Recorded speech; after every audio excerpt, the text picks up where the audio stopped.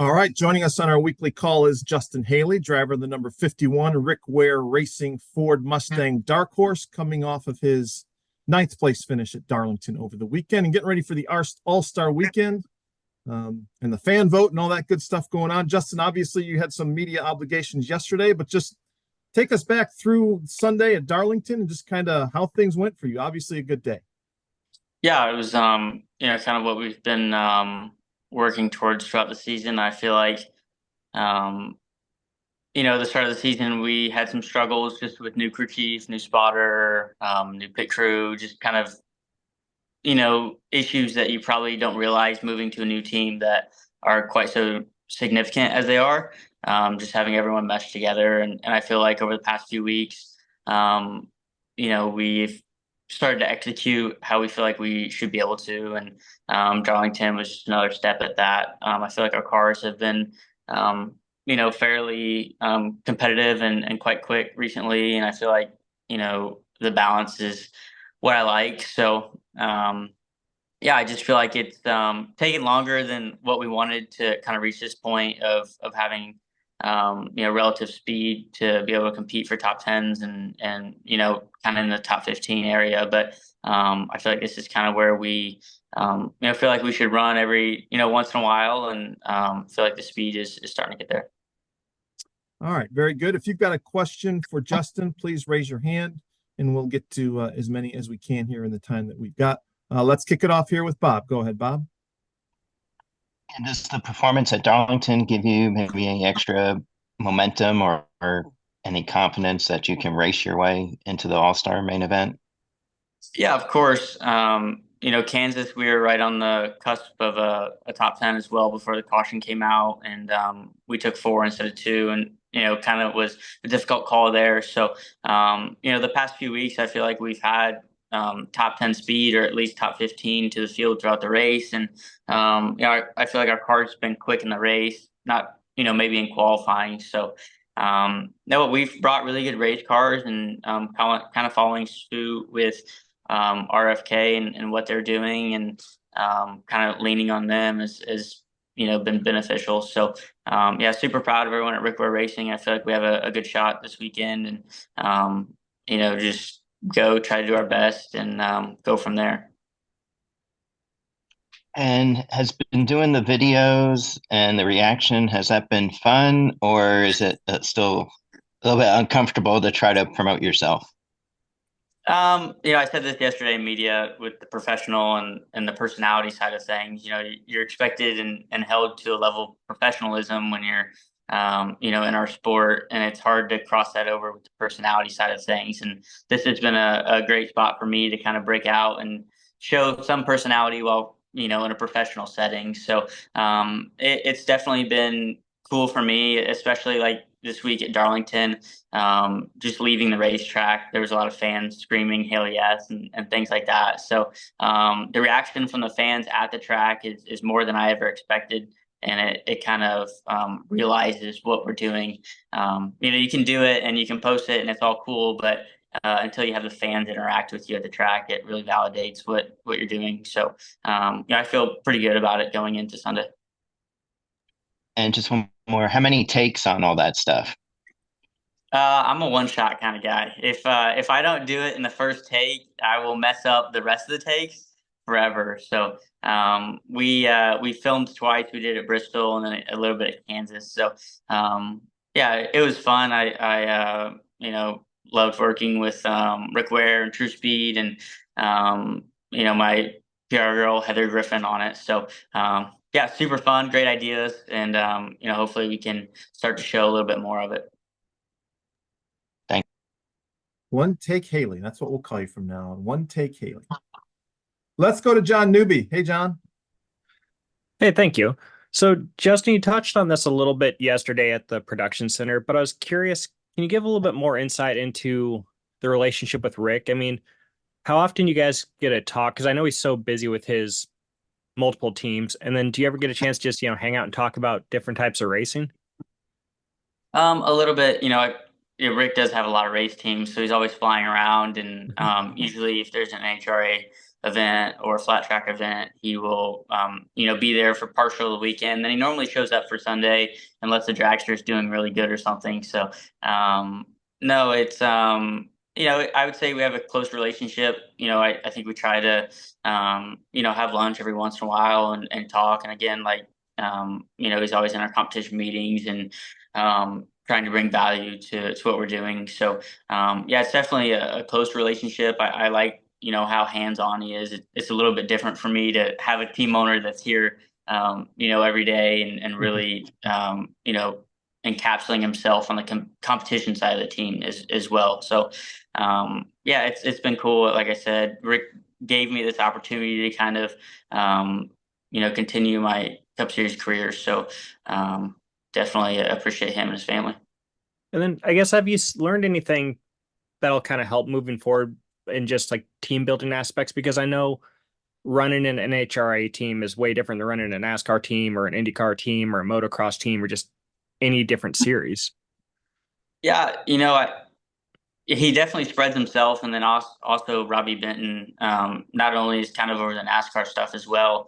He kind of spreads himself to all the teams. So it's kind of a group effort. I haven't been to another one of his racing series' races, obviously, because we race every weekend. But you definitely successful in all their forms. So we're just trying to take the Cup Series side of things and improve it and get it to a spot where it's pretty competitive. Cool. Thank you. Thank you, John. Let's go to Adam. Hello, Adam. Hi, Justin. I was just curious from your perspective, moving to Ford this year, your kind of your perspective on how Ford has kind of struggled early on this year, at least to find wins. I know they just found one last week, but your perspective there.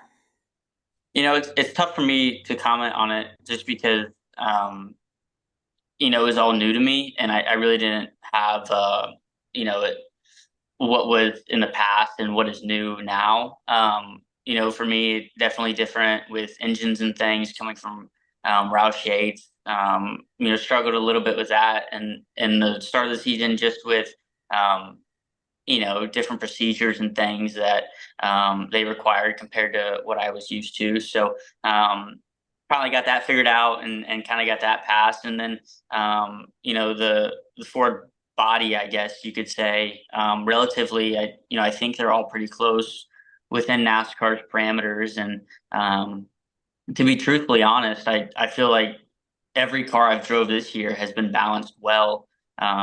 We might lack speed here and there, but I couldn't pinpoint what that is. So I feel like all of the cars I've drove this year are well. I don't know if that's the Ford aero balance or just my team doing a really good job with the setup, but it's hard for me to comment just because I don't have a place from maybe where they were in the past. It's all so new to me that I'm just trying to get a firm grasp on it anyway. Thanks. Yeah, and good luck this weekend. Thank you. Let's move on to Stuart Weber. Hello, Stuart. Welcome. Hello, Justin. You kind of mentioned a little bit of the growing pains of being with a new team. How much do you kind of lean on your own personal experience from a couple years ago when you had to jump from one team to another and maybe see some parallels as to, okay, I remember this kind of clicking at this point when I joined that new team a couple years ago? It's all fresh. Every team has its kind of different style and, the way they go about it and, different people and relationships and sponsors and things like that. So, I don't really feel like it was, a tough transition. It was just probably more than, I had thought it was going to be just because I was, in a place for so long and with the race team for so long and, knew everyone's names and the relationships and everything. So, like I said, it was unexpected things, right? It's, different shift points or RPMs in an engine and remembering certain engine procedures and learning names and learning how to talk and debrief with your crew chief and just stuff like that. It was all brand new to me. I didn't have a single similar thing that I have had for the past few years, Cup racing or racing in general. Everyone was new, except my motorhome driver. So, it's just you just taking a leap of faith, right, and betting on yourself and hoping it works out. So yeah, I feel like again, it probably took us longer to kind of climb the mountain than we expected, but I feel like we're at a height now where we can go out and compete, and I feel like we're trying to start showing the potential that I feel like we are capable of. So yeah, if we just keep working hard, and it's obviously a tough sport, and one race isn't gonna change anything. So we have to go out and continue to do it. And I said yesterday in the media is when someone asked me where this ranked on races that I remember, I really can't rank it because there's always next week, right? Like this week, last week really didn't matter at this point. We're focused on North Wilkesboro. Yeah, there's always next week, but I do feel like this Darlington race kind of falls at a very good point in the schedule for Rick Ware Racing to have its best performance, simply because it is that halfway point of the first half, the regular season, as it were. Not just your top 10, but Kaz with the top 20. How do you guys build on that momentum? Obviously, yes, with the All-Star race, but then getting back to those point scoring races after that. Yeah, we've showed speed at a lot of racetracks. I feel like the month of April to May was, kind of where we started to show speed at Bristol and Coda and Dover and Kansas and things like that. So, yeah, the 15 car has been quick as well with Kaz behind it. I feel like Kaz has been doing an awesome job for as little of experience as he has. I feel like he's been crushing it as well. So, it's not only just my car that's running good. I feel like as a team, we're kind of elevated and leaning on each other. So, yeah, I don't know. I mean, we just got to keep working.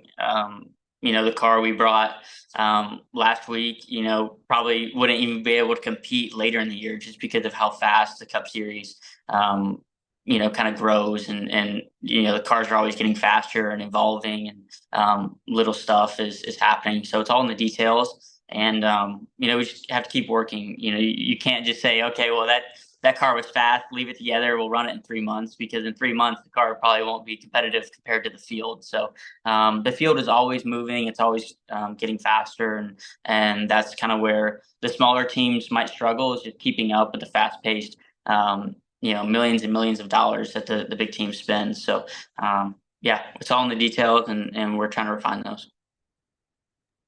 Thank you. Thank you, Stuart. We got a newcomer to the call. Joseph, welcome to the call. Go ahead, ask your questions for Justin. Thank you. Justin, so some big news this week with the new in-season tournament for next season. I was just curious what your thoughts were on that, and then just kind of what it would mean to win that, kind of similar to this week's All-Star race, given how much money's on the line. Yeah, I feel like it's